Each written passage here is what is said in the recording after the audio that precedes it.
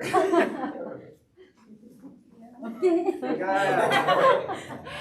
you so much. Good seeing you.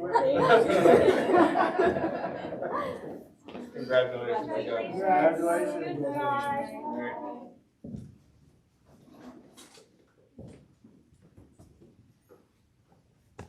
Should be good. Okay, next on the agenda is privilege of the floor, and then we have Rachel. How do you say your last name? Losi. Losi. Is it okay if I stand here to speak? Yeah, sure.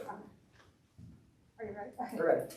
Good evening, Board of Education members. My name is Rachel Losi, and I'm here to advocate for the GIS Music Department. I am a parent, currently a GIS PTO member, and soon to be voted Odyssey of the Mind coach. Recently, we found out that we would be losing our chorus director / music teacher due to being offered a full-time position.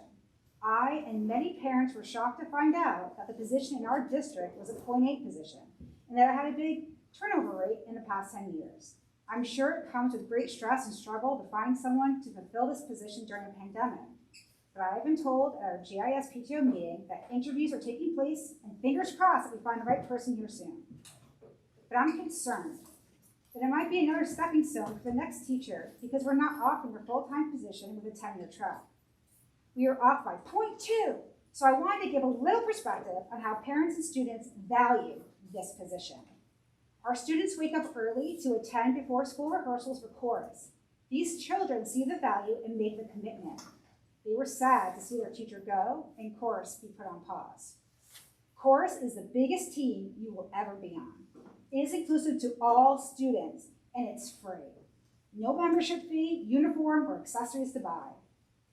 The chorus director / music teacher sees more, if not all, of our GIS student body. We need a talented person to fill this position that has the passion and demeanor to engage all of our students. Regardless of what our students' tracks will be in the future, being part of a chorus is a great skill set in finding your voice, literally, working together as a team to create something magical and convey an emotion, becoming comfortable with being in the spotlight, and overall positive engagement for their social, emotional well-being, which our district has put a great emphasis on, and I totally applaud that. Every student should have the opportunity to shine on the field or on the stage. We need to make sure that we are putting enough of a value on this position to get the right candidate for the long term. We are a great school district and should not be a stepping stone for someone to move on to another district. We need to retain the talent. Please make the GIS chorus director / music teacher a full-time position with a 10-year track to attract and keep the best talent in Goshen. Thank you for your time and consideration. Great, thank you for your comments. I appreciate that. Would you like to see that tomorrow so we can review it? Thank you.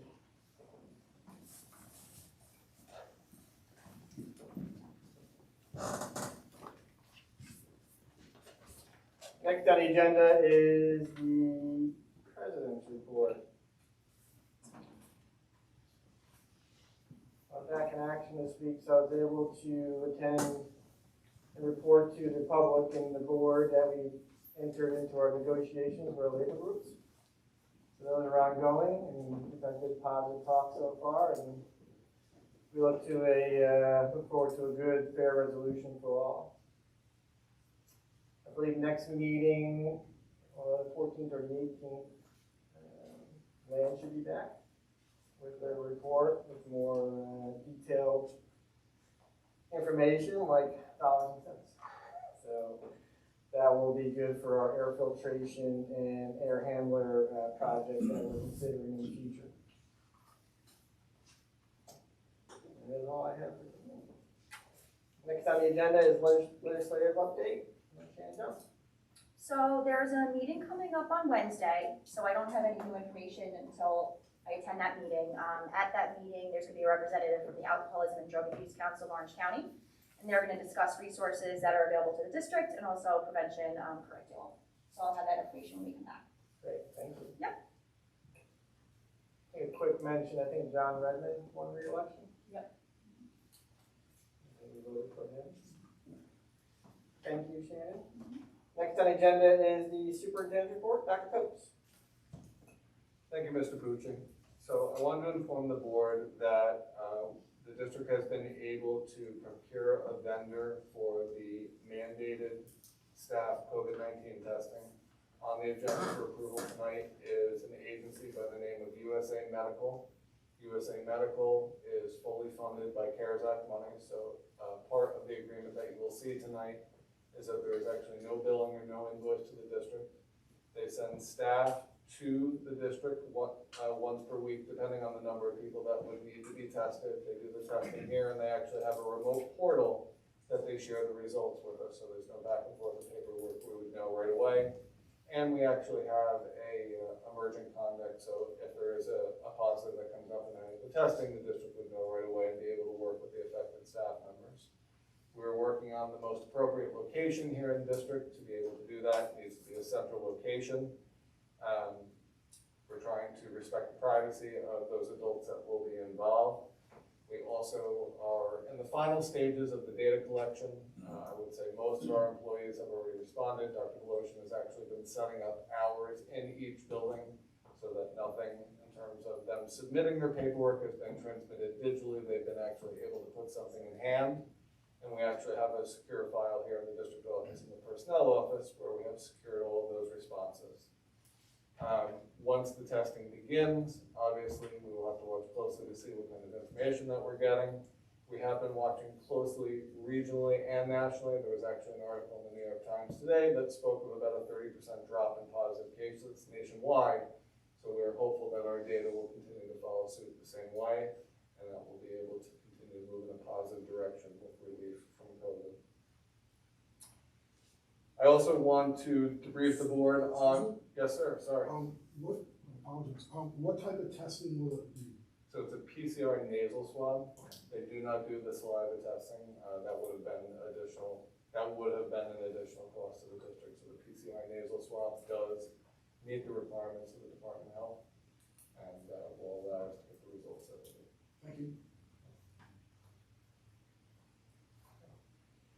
I also wanted to report back to the Board of Education. I was able to attend the New York State Council of School Superintendents Conference this past Monday and Tuesday, which is actually where I was able to garner a testing agency. So it was well worth the attendance just for that alone, as it was a struggle to get a good vendor to be able to do it. I was able to attend a variety of other different seminars while I was there. Most notably, one of them was on the transition to electric vehicles in the state. So one of the things that I learned while in attendance, actually New York State just recently passed legislation that says by 2035, 50% of district vehicles must be converted to electric, and by 2045, there must be a total conversion. This seminar was most interesting to me that while it was sponsored by Leonard Bus, the majority of it was handled by the contractor that would talk about the infrastructure work that would need to be done before the conversion to electric buses would actually have to happen. They talked about the costs that are associated with the supplier of electricity that delivers electricity to your property. They talked about the infrastructure work that needs to be done on site. They talked about the fact that the bus itself is really the smallest part of the equation. It's the amount of work that you have to do leading up to preparing to go to the conversion of electric buses. One of the things I found very interesting also about the bus itself, you have to be so granular to know actually where you're going to deploy those buses on what routes, because the weight of the bus, because the battery packs, the way the technology is currently, is so much heavier than the current vehicles that are on the road. So for example, if you deploy an electric bus on a rural road within your district, and it has to cross a bridge that has a low weight limit, you potentially could not use an electric bus on that route because it might not be safe to cross that bridge.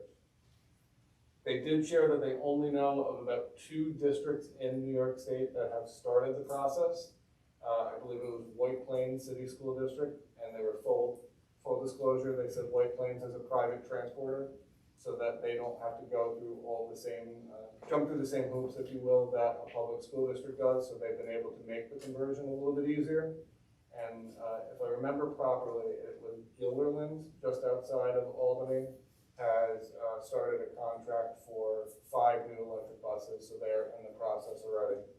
I think it's something we need to start to think about. Obviously, the time will creep by quickly on us, but there is certainly a lot of planning and infrastructure work and costs that has to go along with this conversion that we'll need to think about over time to make sure that we're ready to meet the mandate in the long term. Was able to go to another training also, and it was on the implication of technology in education.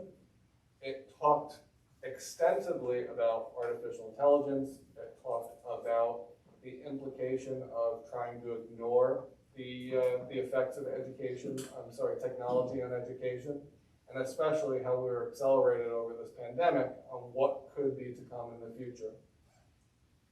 Some of it was a little far stretched for me. I don't know if I saw the changes coming that the presenter really alluded to that far, but there was some great documentation that was shared during that session as well.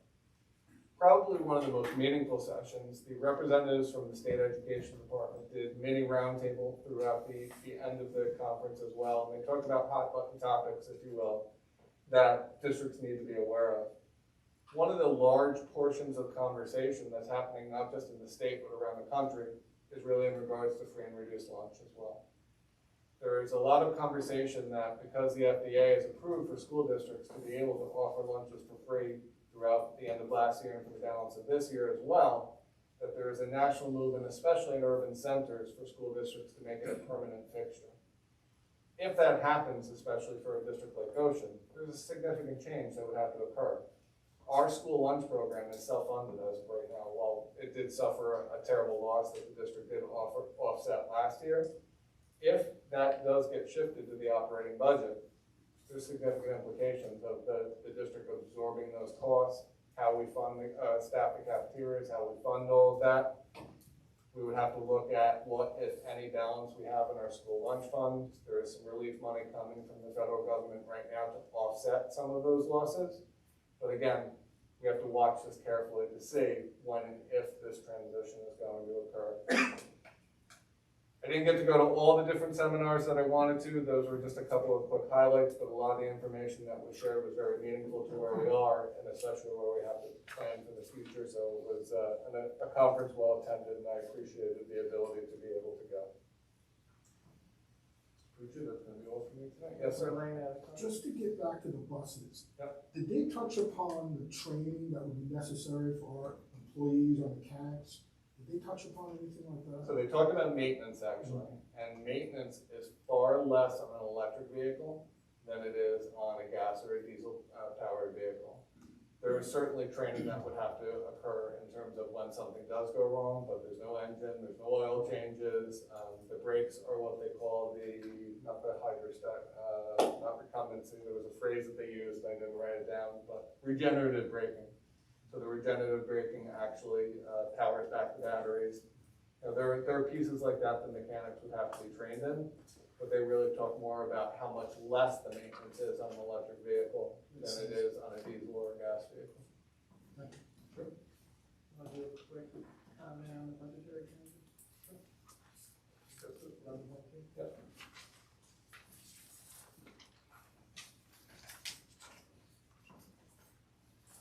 So under 11.2 of the consent agenda for tonight, there are two budget transfers. I'll go with the harder one first. If you look to realignment of payroll from encumbered to actual accounts. So we have moved several employees from different buildings to other assignments in the district. In doing that, so that we are in compliance with ESSA funding. When you move an employee, their payroll actually has to go with them, and it actually has to reflect the actual building that they're coming from, so that when we report that expenditure out, it's aligned with the proper location that they're working. The second transfer is for our current contract for safety with the Village of Goshen Police. Part of the contract is that the district absorbs certain costs. There was an unbudgeted amount that has to be encumbered from a different source. That transfer is to cover our costs in relation to the Village of Goshen Police. Thank you. Thank you, sir. Any questions? Chris?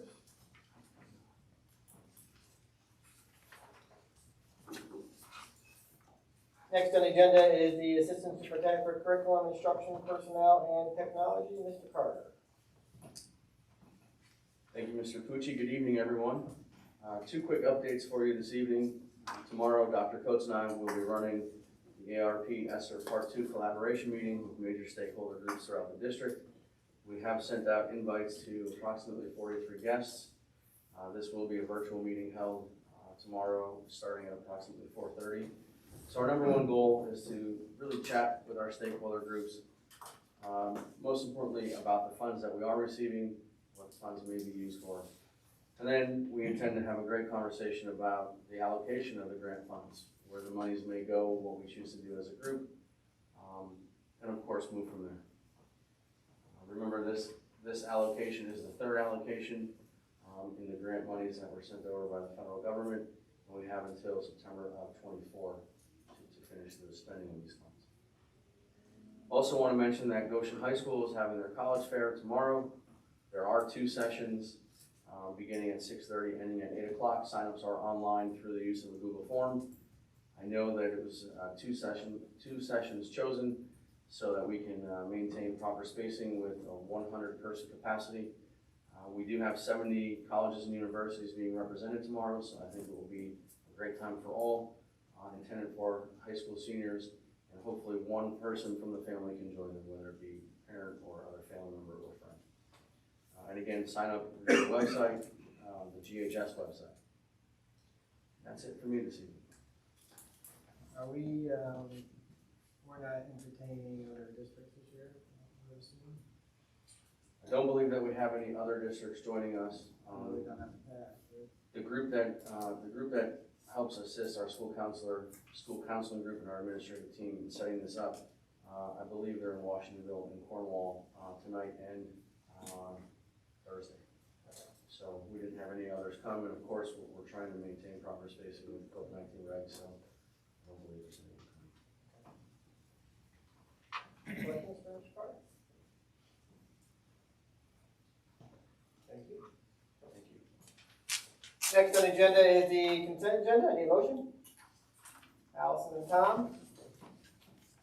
Be resolved upon the recommendation of the superintendent of schools, the Board of Education approves the consent agenda as presented.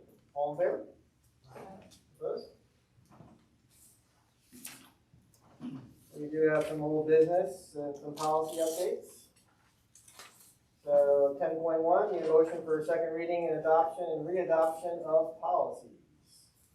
I need a motion. Shannon and Mike. Be resolved upon the recommendation of the superintendent of schools, the Board of Education approves the second reading and adoption of policies. Can I just go down policy number, or you want to read everything out? Policy 5413, policy 7420, policy 6570, policy 7150, and policy 3421. Be it further resolved upon the recommendation of the superintendent of schools, the Board of Education approves the second reading and readoption of policies numbers 3225, 3520, 5681, 6411, 6120, 6121, 7550, 7553, 8130, 8220, 3420, 7551, 3310, 6213, 7131, 8280, 5640, 6150, 7320. All in favor? Opposed? Just a quick thank you to our policy committee. I know you guys spent a lot of time on that, a lot of work, so the board appreciates the policy committee's work on that.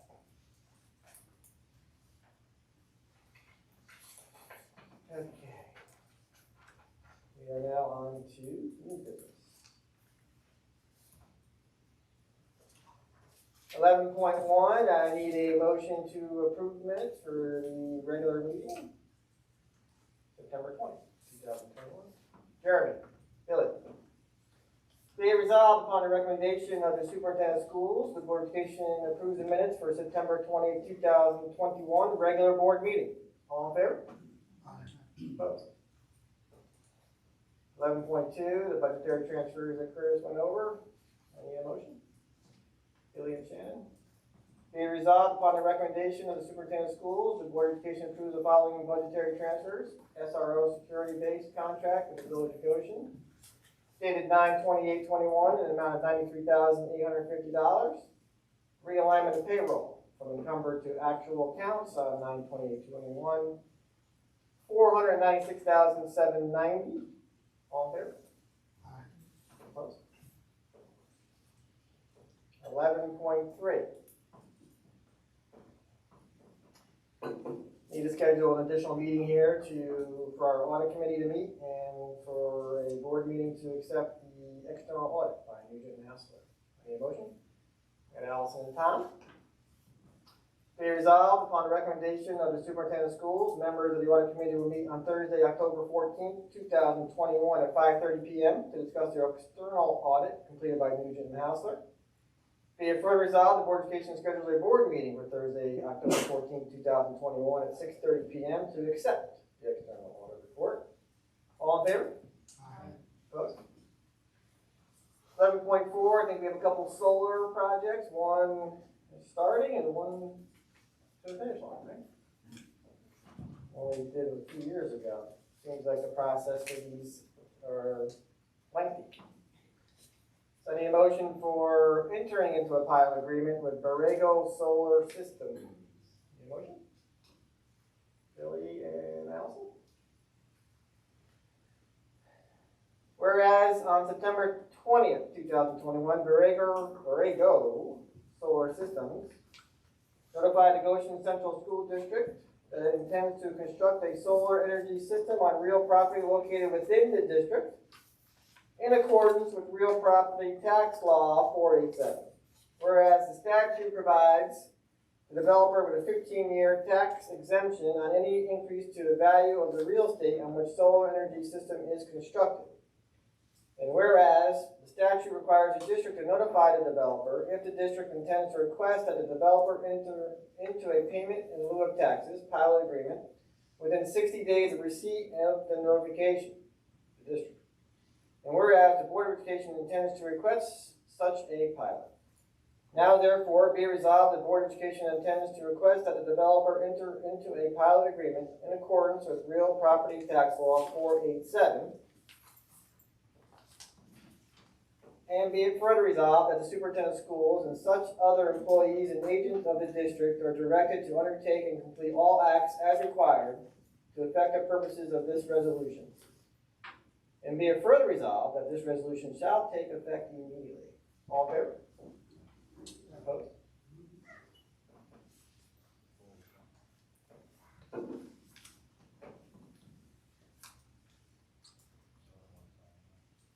$11.5. Approved solar pilot with FFP NY Goshen Project 2 LLC. Any motion? Shannon? Chairman? Whereas on November 25th, 2019, the Goshen Central School District was notified of the intent of Four Fund Power LLC, the developer, to construct a solar energy system project on real property located at 270 Maple Ave, Goshen, New York 10924, tax map 19-1-48.1, and 276 Maple Ave, Goshen, New York 10924, tax map 19-1-47. Both parcels located in the town of Goshen and located within the district in accordance with Real Property Tax Law 487. And whereas the statute provides the developer with a 15-year tax exemption on any increase to the value of the real estate in which the solar energy system is constructed. And whereas the Board of Education on December 4, 2019 approves request of such a pilot agreement. Now therefore be it resolved that the Board of Education hereby approves the agreement for the pilot with FFP NY Goshen Project 2 LLC. Be it further resolved, the Board of Education authorizes the superintendent of schools to execute the pilot agreement. All in favor? Aye. Opposed? 11.6, need a motion to appoint designee for the OU BOCES Health Insurance Board. Tom and Billy. Be it resolved, the Board of Education appoints Curtis Coates Superintendent of Schools as designee for the Orange Ulster BOCES Health Insurance Board for the 2021-22 school year, effective September 3rd, 2021. All in favor? Opposed? We have an addendum, 11.7, which would be the contract with USA Medical at Curtis Hanover for testing. I need a motion. Mike and Chen. Be resolved upon the recommendation of the superintendent of schools, the Board of Education approves the service agreement with USA Medical LLC to provide FDA-approved SARS-CoV-2 PCR testing services for the Goshen School District, effective October 5th, 2021. There is no cost for services and staff provided by USA Medical LLC. Being further resolved, the Board of Education authorizes the superintendent of schools to execute the service contract. All in favor? Opposed?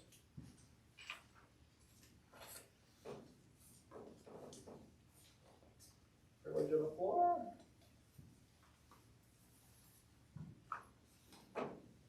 Board member issues. Need a motion to go into executive session? Allison and Jeremy. Be resolved, the Board of Education will enter into executive session with the intent not to reconvene the business portion of the meeting for discussions related to the review of the employment history of a particular person. All in favor? Opposed? Thank you.